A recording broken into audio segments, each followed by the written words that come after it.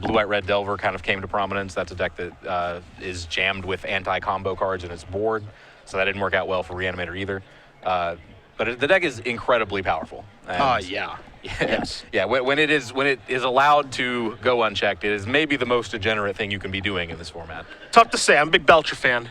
Yeah. Unchecked, no Force of Wills. That's where I would want to be. All right, that's fair. We gotta be more precise about our definition of unchecked. I'm a little biased too, to be fair. Maybe. Yeah, Reanimator is a deck that I have played. I played it at Grand Prix DC. Me too. Yeah, actually, I think I was the one that convinced you to play it. You were, actually. All right, neither of us had any success for what it's worth. So That's hard to say. I lost playing for money in the last round. Yeah, So no success. Okay, Yeah, got it. exactly. Okay, got it. It felt like success. Yeah, I guess it wasn't. Yeah. Austin Palmer here. He's playing Blue-White Red Delver. Kind of interesting. Reanimator's a deck that we played at DC, and Blue-White Red Delver is the deck that won DC. Yeah. So, in theory, it should win this match then, right? Is that how that works? I think maybe that's how that works. I think it's actually a pretty tough match for Reanimator. Yeah, it is. You've got a Marsh Flats here. Shah is actually going to go get a copy of Underground Sea. You saw Palmer's going to sacrifice his Scalding Tarn. Neither player wanting to get stifled here. So I think Palmer's going to see what he's up against in just a moment. Yeah, Marsh Flats into Underground Sea is not, that doesn't necessarily give away the farm here. Yeah, not just yet, but I mean, if we see a Careful Study or something of that nature and Entomb, Thoughtseize won't give it away either because this could still be some sort of bug Delver deck. But I think the die will be cast here in just a little bit. Here is a Thoughtseize. Okay, yeah, he's definitely going to know what Austin's up to now. Yeah. Assuming it resolves, which actually Austin is maybe considering some things here. Yeah, there's a decent chance we can encounter Spell Pierce Days, things of that nature. Yeah, or even just Brainstorm. Yeah. Does he have that? Doesn't look like it. You could even consider, casting a... I mean, Force of Will would be a little aggressive. We might see him just float a mana and cast a Daze, which looks like what may be happening here. At least he's giving it some serious deliberation. Yeah. Yeah, he's protecting info more than anything here, I guess. Because you losing that turn when you're trying to make a Stoneforge Mystic, that's a big commitment. Yeah, turn 3 Stoneforge Mystic, so much worse than turn 2 Stoneforge Mystic. Although in the matchup that this looks like he's playing, like if he thinks he's playing against something like Deathblade or against more traditional Esper, then that lost turn doesn't matter nearly as much, although he's about to find out. Yeah, the jig is up. Gataxian Probe is going to reveal all in Cantrip.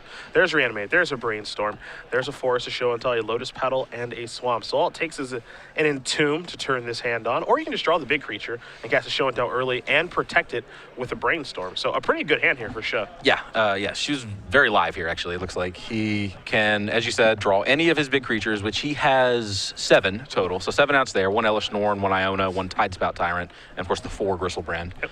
And then the 4 Entombs, or even something like Careful Study into one of the creatures as well. Yeah. A lot of live draws. Pretty easy keep here. Palmer's going to draw his card from Gataxian Probe, of course taking 2 from that. So sitting here at 17 while Shah's at 19. See what land Palmer does want to play. Does have a Wasteland staring back at him. Could play that Tundra from earlier. We'll go with the Tundra, and we'll see maybe a little cantripping here. Yeah, I would guess. He, having seen the hand that he's up against, that Swords to Plowshare is not particularly important, but it looks like he's not going to go for Ponder here. Yeah, maybe just trying to represent Swords or Spell Pierce or something of that nature. Shah does draw a card. It was a Daze. And Daze is kind of redundant here, actually, because he already had the Force of Will. Can fire off a Brainstorm now, so that's where things are going to start. So again, we're digging for either a creature or an Entomb. He finds the creature.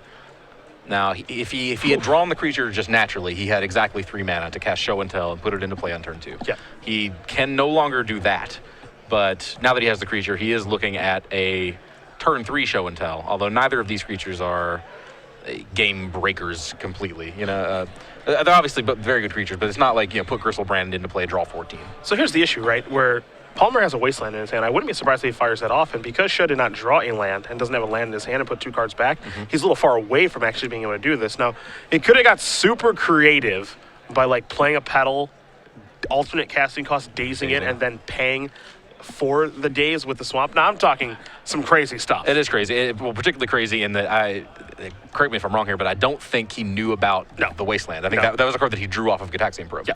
So he had Thoughtseize his hand. He knew most of the cards, Yep. but the one he actually needed to play around there was the one he didn't know about, which was Wasteland. Yeah, and if you're able to see that, then that'd be really impressive. Yeah, I would have been very impressed. Yeah. I mean, honestly, even if he did see Wasteland in his hand, I'd still be kind of impressed. Yeah, I mean, me too. Me yeah. too. It's an unorthodox play. It is, to yeah. say the least. It's a little. It's heads up. It's definitely getting out of your comfort zone. We're checking for Delver. We're hitting with Delver. Spell Pierce. We'll flip it into Insectile Aberration. And now let the beatdowns begin. Getcha. We don't. Does Austin have another land to continue to apply pressure? That's the real question. I don't think that's the case. Could consider casting a Ponder here to try to find out another land. Or could just stay, because if he doesn't find a land, it's kind of a disaster because he won't have Spell Pierce available. Yeah, well, he's sitting on. Yeah, I mean, he can either look for a land or he can sit on Force plus Spell Pierce. Honestly, you can kind of see the end of the road even from here. You just like sit with a 3/2 flyer, attack with it every turn, and hold 2 counter spells against a deck that we know has missed a land and you've wastelanded. Yeah, so much in fact that Shuh has just discarded for his turn. Tidespire Tyrant, of course, could have played Lotus Petal, but wants to actually have the big creature in the graveyard to turn on the Reanimate and the Exhume in his hand. So we're going to try to go this route, and there's a Misty Rainforest. So we're going to have an interesting game here now. Yeah. Key knows that there are several layers of interaction in Austin's hand. So he kind of has to look at this Exhume as a test spell, in a sense. Although he may go for the Show and Tell, actually, as the test spell, since Elish Norn is the one he wants and played the least, I believe. Yeah, it's interesting. He can go a lot of different ways here, right? He can play the Lotus Petal, and he can say, okay, I want to play around Spell Pierce, so I will play the Lotus Petal and cast Reanimate.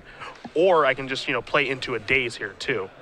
So there's a lot of different routes that actually Shuh can go. He's just going to play the Misty Rainforest and cast Reanimate, targeting the Tidespout Tyrant. You see Palmer taking a look. We're going to do the same. Big creature, not the best card to reanimate. I think that goes to Gristlebrand, Yeah, definitely. but still The one they good. play 4 of. Yeah, still pretty good. Here is the Tyrant. Whenever you play a spell, return target permanent to its owner's hand, so presumably he can get that into play and then start working on getting that Delver out of play. But here's a Spell Pierce. Chooses not to play around Spell Pierce by holding that Lotus Petal, but there's a tactical reason to hold that Lotus Petal as well, because if you do get the Tidespout Tyrant into play, that's a free spell that can bounce that Delver. Yep. But that looks like that is not going to work out. He might actually choose to fight over this. He does still have the Force of Will.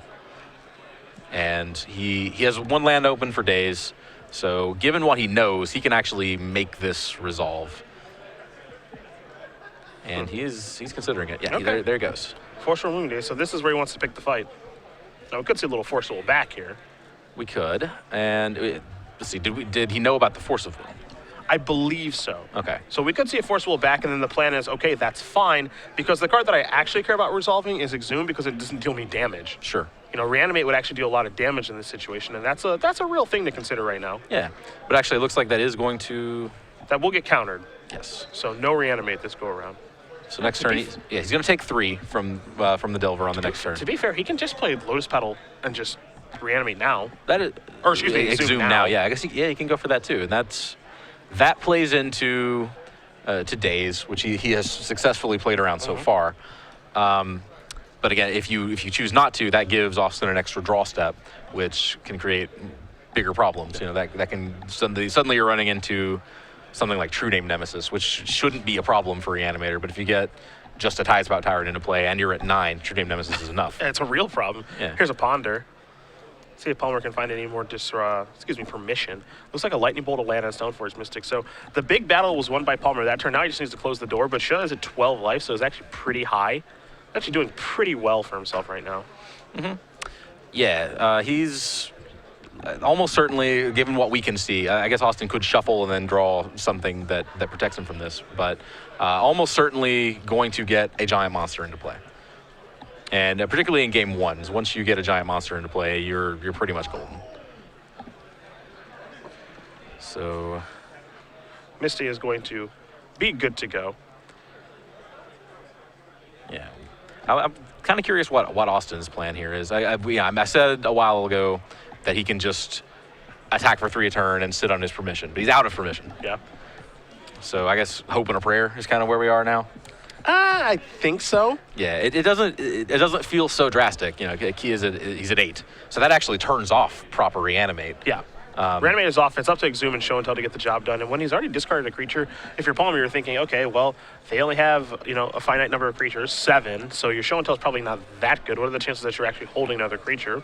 We know that Shah is actually holding another one, and now make it another one because Gristlebrand just showed up. Yeah. Interestingly, I think he would actually, if he resolves that Show and Tell, he would rather put Elish Norn into play at this point. Just to kill the Delver. Yeah. Yeah. He puts Gristlebrand into play, it just gets swords, and he can't use it. And he does know about the swords. Now, Show and Tell is interesting. Actually, so I thought he knew about cards. Let's not forget the Thoughtseize got dazed. So Shah doesn't know Palmer's hand. Palmer knows what was in. Palmer knows what's in Shah's hand. No, yeah, you're right. Yeah. Sorry, yeah. I was this whole time I was thinking that he had. I thought it was that information. operating. Yeah, I thought it was operating with a lot of information as well. So instead, he's just going to go with an Exhume here. Okay, so puts Tidespout Tyrant into play. At this point, I don't think Austin has a creature in his graveyard. He might actually, but I don't think. Yeah, There's nothing hiding down there. I think the plan here is to put Tidespout Tyrant into play, make you swords that, and then Show and Tell the card I actually care about. Because it doesn't have a spell to play to actually bounce the Insectile Aberration. So, and this actually is pretty nice too, I think, because this forces Palmer to actually have a swords right now. Right. Because if not, then Tidespout Tyrant kind of just reigns supreme. And if you do have a sword, it's like, that's cool. I gain 5, I go up to 13. Your attack puts me down to 10. 10's a fine space to be. Yeah, and then I've got the Show and Tell to actually try to resolve after that. So this isn't a terrible spot to be in if you're Show. It's not great, but it's not terrible. So what spell do we cast here? Do we need one actually, or are we just going to hope the Tidespout sticks? At this point, I think you just need to hope that the Tidespout Tyrant sticks. I think right now this is going to take a bolt upstairs. Show's going to go down to 5. Okay, I guess that bolt's not doing anything else. Yeah, not at all. Definitely not in this matchup. That's going to put him at a point where even if they're kind of thinking long range. If he swords 2 Plowshares, the Tidespout Tyrant, he goes back up to 10, and then one more Delver hit puts him, that turns off Reanimate again. Whereas if he hadn't bolted, Reanimate's still on even after that sequence. So, yeah, Bolt actually sort of doing things in a roundabout way here. So I think we're going to see a swords here. Get that Tidespout Tyrant out of the way. If you have a counter spell, it's kind of bad news for me, even like a card like Daze, because you get to cast that and actually bounce the Delver. So like that's kind of annoying, but if you have nothing, okay, this dies, I gain 5 life, I go to 10, you attack me, I go down to 7, and then we'll see what happens on the next turn. Right. Yeah. I think we know what's going to happen in the extent that we know Show and Tell is going to be cast, but what gets put into play here? This is a tough call. I think I like Elish. I think. Yeah. I think I do too. That you're really exposed to another Swords to Plowshares at that point, but I guess you are regardless. Yeah. I mean, I'm not going to fault him if he puts Gristlebrand to play. Like, there's no... I'm not going to say, like, that's wrong. Yeah. Like, it's Gristlebrand. Yeah. So I get it. Like, it's hard to say no to that. Yeah. This... again, I mentioned True Name Nemesis. That's a card that the Reanimator shouldn't care about. But if you put Reanimator into play, then you might get into some kind of weird spots where you can be raced. Like say for example, let Austin put True Name Nemesis into play off of the Show and Tell, and then he has a bolt he can block with the Insectile Aberration and then bolt it before combat to keep you from gaining life. Yep. There are weird spots like that. On the other hand, there's the equally weird but awesome spot of drawing 7. Yeah. I mean, there's this spot that we're in right now, right, where Gristlebrand is just going to reign supreme. Yeah. It's like, yeah, you get Stoneforge Mystic, go ahead and get your piece of equipment. That is probably going to have little to no effect on this game in the GT, and now Gristlebrand can actually run rampant. Now, in this particular situation that we're in, I think this is a game where Gristlebrand has no text outside of 7/7 Flying Lifelink. That is probably true. We may see Kay get into a spot where he has to draw 7 to look for an answer. He drew Force of Will that last turn. Yep. So he would just need to find a blue card if Austin presented something that was going to kill him otherwise. Yeah. But yeah, that would be at least one like turn cycle off because he has to attack to get the life to even do that once. And I think he actually just drew a blue card for the turn. I'm not positive on what it is, but I think in this situation, like if you look at how the life totals are going to change, it's like, okay, he's going to attack for 7. Palmer's going to go down to 8. He's going to go up to 14. Then Palmer gets to attack for 4, 5, 6, 7, 8, presumably. So 14 might say puts him to 6. and he's going to gain 4 life back, so he's going to go up to 12. I think Gristlebrand ends up winning the race in that situation. It But does. it's going to be drawn out. The way that you actually expose yourself by attacking here, we know that Stoneforge fetched up Umezawa's Jitte. Yep. So Austin, if he finds a land, he can activate the Stoneforge to put Jitte into play, equip the Germ token with the Jitte, and then attack with just it, leave the Delver back. Okay. And then at that point, you can, as I said, you can basically fog 7 to prevent Gristlebrand from gaining there. Yeah, that's true. That's actually true. I don't know if that's good enough, but that's a line that he could possibly take to mess with the race math. Either way, I think Gristlebrand has to attack. I think that's step 1 in this entire procedure for sure. I don't think he can just hold it back on defense. Yeah, no, I agree with that. You have to be proactive here. Every turn that you sit with Gristlebrand in play, you're giving Austin more chances to find something that closes this out. Yeah. So Palmer's going to go down to 8. Shell's going to go up to 14. You see a Lightning Bolt was drawn here, so the play of fogging with the Delver is live. It doesn't look like he wants to take it here, so. Okay. Yeah, he actually he gains 4 by equipping the Jit too, but it looks like he's not going to go for that. It doesn't have the. I guess he actually did. He does have a land in his hand. He drew the land. He actually had all the pieces. So this is going to hit for 8, which does not necessarily put him in bolt range. Yeah, Shell goes down to 6. Palmer actually gains 4. He goes up to 12. There's a force on the Jit. Okay. That's pretty telling. That is. Yeah, well, and that key basically sees like that Jit could mess up my math. Yeah. Could change the race in ways that I can't quite anticipate. Yeah, this is like one of the few ways that you can actually mess up the race math. Yeah. Is a GT. Yeah, and that's why I would have been I would have much preferred to activate Stoneforge to get it into play. Sure. Just protect yourself from that. I guess he had the force for the bolt the whole time, so that was gonna force was going to break this plan up no matter how he did it. Reanimate was the draw here for Shah this turn, which is, not all that relevant at this point. Nope, you could get a creature out of Austin's deck if you somehow managed to kill one. Reanimate on, I don't know, Delver of Secrets. The Reanimate deck actually has a surprising number of ways to flip a Delver. This has come up for me. This has? Yeah. Is that your alternate game plan? Wow, you actually slowed down this turn. Yeah, well, I've thought seized a Delver on turn 1 and then reanimated it. Oh, that's nice. Yeah. That is a sheer delight right there. Yes, it is. Did you win that game? I did. I sure did. Wow, Yeah. look at you. That's that's one of those lines where like you never want to be doing that, but occasionally you'll take a mulligan, you'll see your hand, and then you'll thought seize into your opponent's hand, and you're like, well, okay, this is how I'm winning. Yeah, new game plan. Yeah. Ponder's going to go shuffling up here. You see Gristlebrand hanging back on defense. If Shah would have attacked, he'd be at 9 right now, and then the following attack would be for 4, 5, 6, 7, 8. So I guess holding back here might be correct.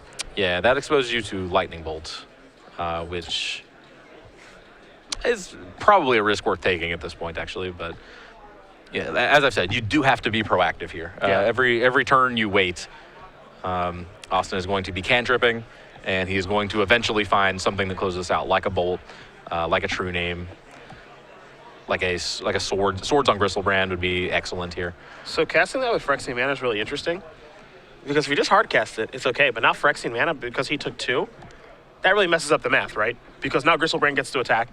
Presumably Austin doesn't block. He goes down to 3. Shah goes up to 9. Okay. Then the counter attack, he takes 8. He goes down to 1. Palmer goes up to 7 from Batterskull. Which is not the right number. Yes. And then you can die. You need it to be 1 higher than yeah. that. Yeah. So the fact that he played that with Phyrexian Mana, I think it's pretty, like, for me, just doing that math and assuming nothing else happens, you have to attack with Gristlebrand this turn. I think. Yeah, most likely. Well, I think he had to attack with Gristlebrand last turn, honestly, but maybe not had to, but I would have wanted to. And I want to be proactive like you do in this situation. Yeah, I think you and I play Magic the same way generally. Like, I think if you get a chance to close a game out, you should. We're graduates from Attack of You. Yes, we are. Yeah, it's a great school. Yes. We are not graduates from Sensei's Top U. No, not a school I've ever even applied to. Oh, no. I don't even want to go there. Absolutely. So it's going to be it's just going to be a pass back. And again, this is kind of the problem I have, is that you can't afford to play defensively in this situation, as you'd mentioned. And the main reason for that is because Palmer's draws are better than your draws the longer we go.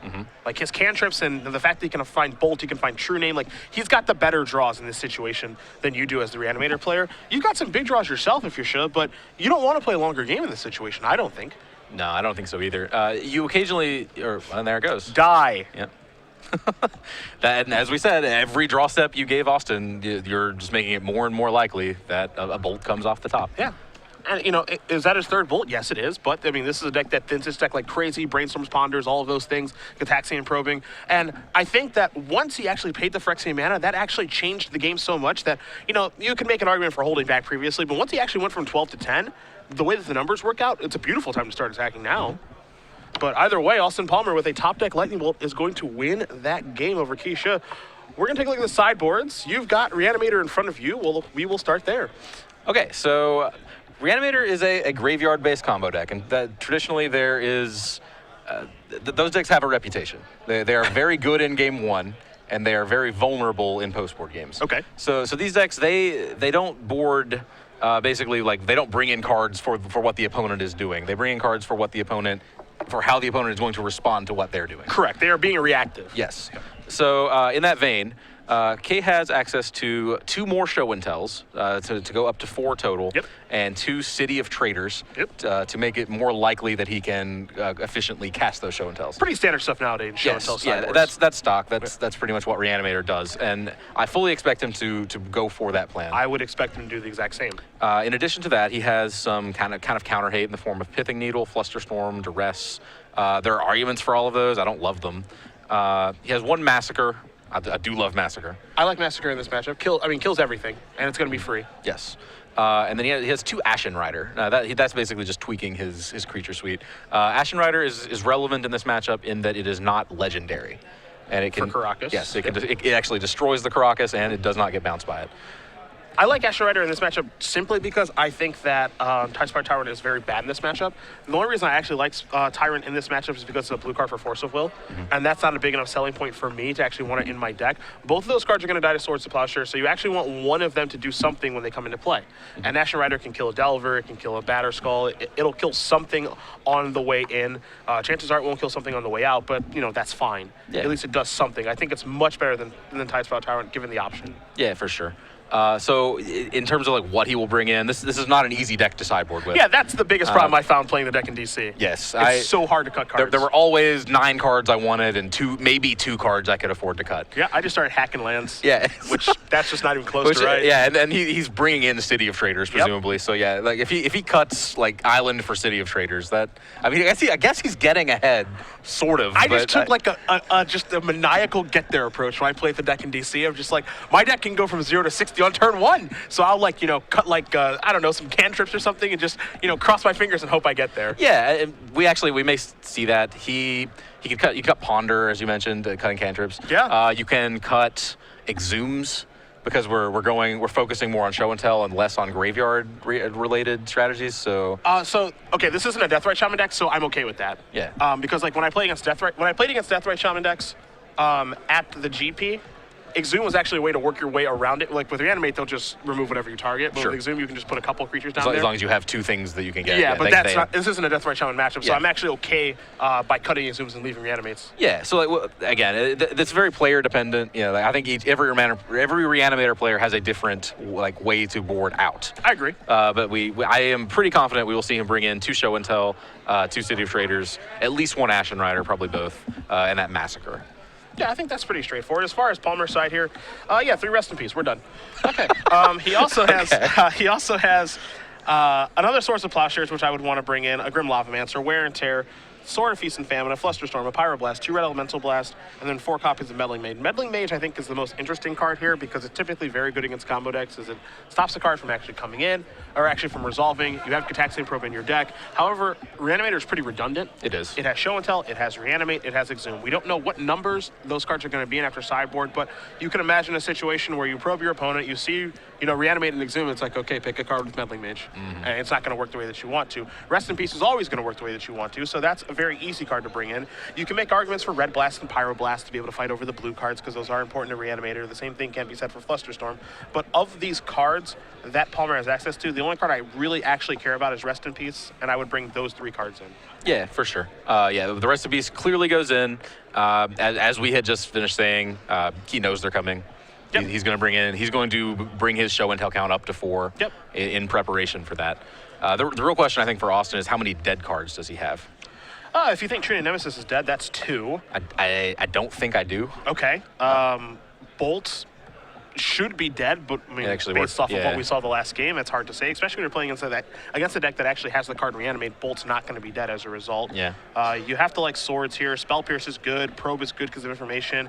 You have Stone Forges. You probably want the equipment, even though I don't really love GTA in this matchup. Batter Skull isn't exciting either, but it's fine. So what you're saying is 0 dead cards already. Basically? Yeah, other than maybe True Name Nemesis. You're getting to the point where you're cutting cards that you're the least excited about. Like, Yeah. you could conceivably see every card in the main deck of this blue or red deck being in your deck post-sideboard against Reanimator. Sure. So maybe the real plan is just shuffle up 75. Nice. Yeah, I mean, go for gusto, right? Nice. Just pull 15 out at random, see what happens. No, don't pull them out. All the board cards are good, too. I mean, they can all actually do something. Right, yeah. I mean, if all your cards are good, play all your cards, man. This is a Wasteland targeting Underground Sea. I think we might see an Entomb in response here. Yeah, I would guess so. He chose not to play Ponder on turn 1, so Entomb definitely was plan A. It is super risky not playing that Entomb right away. Like, you could just play land and Entomb right away, and the reason you wouldn't want to do that is play around Spell Pierce and Daze. Instead, and Palmer actually does have a Spell Pierce in his hand, but he actually just led with Wasteland to kill your land. So, there are times where it's appropriate to cast, your instant as a sorcery. I think that was one of the situations. It didn't come back to hurt you. Yeah, he is going to resolve it. There are reasons to hold it as well. So Keishu can, like, if he plays Entomb immediately, then he puts a creature in the graveyard, and then Austin knows it's there. Yeah. He knows what creature he has to deal with, and he knows that he has to find. Basically, he knows what the plan is. Yes. Because before that happens, you don't know if you need to fight over the graveyard or if you need to fight over show and tell. That's true. This is a big problem here for sure. He missed his, he hasn't landed. He's choosing not to play the City of Traders. Mm-hmm. Yeah, City of Traders, that's one of those weird pseudo-lands. Yeah. And that you can't just jam it into play all willy-nilly. You kind of have to hold it for the right moment. He drew a Massacre for the turn. Palmer does have a copy of Rest in Peace in his hand here. So he could deploy that. He could also play a land and just play Delver Secrets and leave up some counter magic. How aggressive does he want to be? It looks like he just wants to maybe get his clock online, and that's what he's going to do. Yeah, that's fair. If your opponent does not have a permanent in play, you kind of have to suspect that his hand was pretty good until you disrupted it in the way that you did. Yeah. So he may be worried that he is sitting on just like he's like a lotus petal away from going off or something like that. Austin just wants to get that clock into play so that he can immediately start putting pressure on. So Schiff finally played his City of Traders. Mm-hmm. He said, okay, enough is enough. You have a Delver. And the reason he did that is because he drew a show and tell. Well, Palmer drew a Wasteland, so that's going to make it really hard to win now. Yes, it will. Oh, wow. Okay, so he's going to play Rest in Peace and not use the Wasteland this turn. That's a little...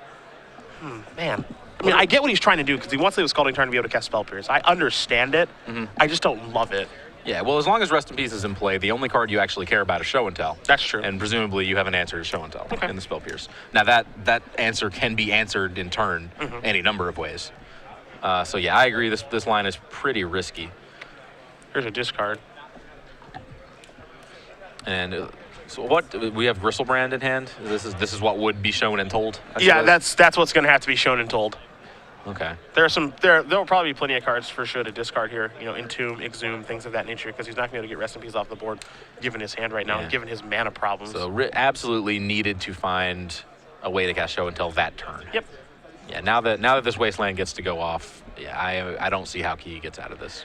You would have to hit like Lotus Petal into another City of Traders. But he actually needs an island to use that to cast that Daze. Yeah, the Lotus Petal would have to resolve too, which is a funny thing to say, but I wouldn't be surprised if Palmer just countered it. Yeah, I guess that's true. I mean, given like the makeup of his hand, he's got a couple of cantrips. He'd probably want to get some of those cards out of his hand, and he's basically countering a land. stifling it. That's exactly what he would be doing. Yeah, that's fair. He's going to be shuffling with the Ponder here, but he's got a really good hand. He has at least one Spell Pierce. I know he's got another cantrip over there because the Brainstorm revealed from the Delver. He's going to draw a mystery card here in just a second, but he is very far ahead. And truth be told, I think this matchup is actually pretty hard for Reanimator. Yeah, I agree. As we were saying, like, Blue or Red just doesn't have dead cards, for one. Yeah. And it has serious trumps in games 2 and 3. We see a Rest in Peace on board. Yeah. The Reanimator deck really has to kind of bend itself into knots and become something that it is not traditionally in order to play around those powerful options. It's an incredibly powerful deck, is Reanimator, but it's not a deck that really stands up to hate cards really well. Yes. Or at least, more than one of them. There are times where it can actually get by one hate card, but in combination with hate cards in combination, with Permission, it's really hard to win then. Yeah, hate cards in combination with Permission, Clock, and Wasteland. Even harder. Yeah, that was not going to work out for you, generally. This is a Thoughtseize. We're going to see a response here as Palmer's going to search up a Volcanic Island off the Scalding Tarn. Looks like we're going to see a little Brainstorm action to hide some cards here. Mm-hmm. Yeah, and we actually haven't gotten a good look at Austin's hand so far this game, but we kind of have to assume it is full of action. He's got two pieces of equipment, a Batterskull and an Ozawa Shite. He's got a Brainstorm that he's going to cast that, again, did know about from Delver's Secrets. Mm-hmm. And he's going to draw a Bolt, a Volcanic, and a Meddling Mage. So, he's still got plenty of action in his hand. Yeah, I would guess that he puts away the Batterskull almost certainly, and maybe even the Jite as well. I'm not sure that Jite increases your clock in any reasonable way or particularly matters here. I'm not convinced this game is about equipment. Yeah, yeah. Well, I'm not convinced that this game is about much at this point. This game feels over to me, honestly. But it feels really hard for Shu to win. There's a combination of cards I think he can draw to get back in this game. Like, for example, he does have Massacre in his hand to actually contain the creatures a little bit, but then he has to work his way through Permission, which looks like it's going to be very, very difficult to do. So yeah, that's true. Yeah, and actually, I guess with that Massacre, he can stabilize in a sense. Yeah, we're using the term loosely, but yeah, yeah, I agree. Well, he can remove Austin's clock. Yeah, gets to play a longer game. Yeah, and in fact, if he doesn't know about the Meddling Mage because it looks like Austin tucked it away. But if Austin decides to keep that Meddling Mage and play it, there's no way he names Massacre, right? No, that's like a 0%er. Yeah, exactly. So he would name Show and Tell, and then set himself up for the 2-for-1. If he names Massacre, we'll just end the tournament. He's the champion. That's it. Okay. We'll just call it early. I'm okay with that. Yeah. That's it. Neither you or I are the head judge, but don't tell them that. He's the champ. Yeah. That's it. If he has the foresight to do that, let's just move on because you're not beating this guy. Good deal. Yeah, I would be impressed. But we don't even know that he's going to keep the Meddling Mage. He could shuffle it away if he wanted, but no, there it goes. Yeah, there it is. Here's an attack for 3. Shu's going to go down to 10. This is actually a moment of truth time. We can potentially crown a champion right here. That's true. We've never crowned a champion in round 7. We have not of an open. Not in a long time. Or round 8, excuse me. Let's see what he did name. What's it gonna be? Show and Tell. Show and Tell. And that's like the easiest name, right? As I said, that's the card that I would name. Yes. So that's the super easy name. Your graveyard's gone. The only way you can actually beat me is by putting a big monster in play via Show and Tell. So I'm going to name that. And, it's pretty easy breezy from this point. He does actually even have a Spell Pierce to take care of the Massacre, so assuming that Shu doesn't draw a land. Land Massacre, did we do it? He doesn't have to cast Massacre now. He's got a turn. Yeah, but he really wants to. I would want to. Here's a Brainstorm. Wonder if this gets pierced. Draws out the Pierce. Okay. Ooh. All right. Here it comes. I think you could. Coast is clear. You can Massacre now. This is a one-of Massacre, by the way. One-of in the board. Can't be like tutored for or anything like that. Just Massacre for value. And the value. Is he going to go for it? He's going to fight over Brainstorm even. Okay. Well, now you don't have a Swamp in play. That's not going to work. You need a Swamp in play to Massacre people. Well, he hasn't played land yet. Yeah, I know. Yeah. But I want to see a Massacre right now. I actually like this. Okay, so the reason I actually like this play is because, he's going to pay for the days, and then he's going to play the land and be able to pay for a days on a Massacre. Oh, sure, yeah. So I actually like this. Because he gains a mana by doing this. Yeah. Yeah, okay. So that days doesn't get any better. Right. So he is only exposed to another Spell Pierce or Force of Will plus blue card. And he gets to cast a Brainstorm, too, to further insulate himself somehow. Yeah, so days, you got me. All right. So now he gets to play his land for the turn, which is that Volcanic. And he can fire off the Massacre if he wants, or he can start with the Ponder. So he's going to start with the Ponder. Okay. And if that Ponder's resolving, then that means your Massacre's resolving, because Austin has shown on this particular turn that he doesn't want you to resolve cantrips to get back into the game by countering your Brainstorm. Yes, I agree. Yeah. So yeah, that's a pretty strong tell the coast is clear. Yeah. Either that, or maybe you could say Austin is just having lost the fight over cantrips. Maybe he had like a spell pierce to blow, and now this last piece of permission, that's something he has to say for something really terrible, like for example Massacre. Sure. So maybe he's looking at it that way. So he can't necessarily say this will absolutely resolve, but he's going to go for it. And that is a Massacre. Now, the interesting thing here is that Sho actually picked up a Lotus Petal for the turn. And so if he was worried about Dace, he could have actually played around it. So I would have played the Lotus Petal pre-Massacre. Yeah, I agree. But other than that, I think I actually really like his sequencing and everything he's done this turn. And now he gets to kick it back to Palmer, who has no clock, has drawn another copy of Rest in Peace. And fortunately for Palmer, he has a Brainstorm to be able to find some more action, but needs to find some action now because this game is starting to get a little more difficult. Though that Meddling Mage was a big draw. Yes, Meddling Mage can turn off Show and Tell again. Yeah. As long as that Rest in Peace is in play and actually doesn't look like he has any way to get it off the board, then Show and Tell is the only way he's going to win this game. Yep. So Meddling Mage on Show and Tell, a pretty big game here. And he might be able to fight over it. Will Palmer cast it? Well, he wants to. Oh, he says stop, maybe? What's going on here? No, Yeah, he there just it wanted, goes. probably wanted how many cards. Yeah, 4 cards in Sho's hand. Yeah, and it's like Show and Tell. It's Show and Tell, Gristlebrand, a Lotus Petal, and something else. And he's going to name Show and Tell again, unsurprisingly. And that's part of the reason I think that he didn't play the Petals, because he actually had the land on top from Ponder, and he would have been able to go play a land, cast my Lotus Petal, cast Show and Tell, hope it resolves. But another Meddling Mage made it so this is not going to work. Nope. Yeah, now we need to get either the Meddling Mage or the Rest in Peace off the board. Yep. So normally the way you get permanents off the board post-board is with Ashen Rider. But these permanents are keeping you from getting Ashen Rider into play. Correct. So that won't work. He has 1 Echoing Truth in his board, which he may have boarded in. Drawing to 1, I like it. And in the main deck, nothing. Actual nothing. So, yeah, just doing a double check here. Yes, we are actually drawing to 1. We were drawing to 2, but we used 1. Here's another copy of Rest in Peace. I guess Echoing Truth is good against 2 of those. Let's see if Sho can find one of those. That's a copy of Exhume. That's not going to do anything. Nope. Again, the power level of this Reanimator deck is through the roof, but it does not stand up very well to hate cards. That's the biggest issue with the deck. Sure. And that we actually, I sat down with Dave Thomas earlier today, who's a very big proponent of Dredge. As I said, nearly all combo decks that use the graveyard have this problem in Legacy. The graveyard hate over the years has gotten way better and more prevalent. And which, to be fair, I'm glad that has happened. Yeah, me too. All of these graveyard decks are completely degenerate, and if there weren't like hyper efficient answers, that would be problematic. I think the door may be locked now, however. Palmer drew his 5th land. His last card has Force of Will.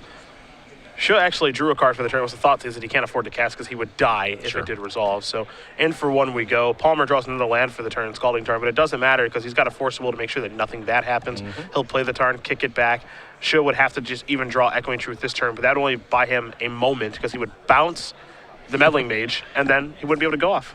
Yeah, so I think you're right. Actual no way to win this game for Kishu. I cast a Brainstorm here. Going to put some cards back, and I think come to the realization here that he is probably dead, and that is going to do it. So Austin Palmer is going to win this match over Keisha 2-0. Blue-White-Red Delver doing what Blue-White-Red Delver does, which is stopping a combo deck from doing what it wants to do. So Palmer moves on to 7-1, and with any luck, he'll be able to draw to the top 8 next round. Yeah, this tournament is not right up against the cut, but it's not very far below it either. So I don't want to say with any confidence that he will or will not be able to draw in. There will be some tables at X and 1 that can safely draw. There will be some that cannot. Yeah, the only person that we know is in the top 8 is Joe Lissette. Joe Lissette, and his name is escaping me. We had him on camera right before Joe Lissette last round. He was playing Burn. Joey Lively. We have a Burn deck in top 8? Yes. Ooh, baby. Yes. Right. Yeah, Nice. Joey Lively and Joe Lissette, they took the intentional draw last round. They're sitting at 7-0-1 now. That's awesome. Yes.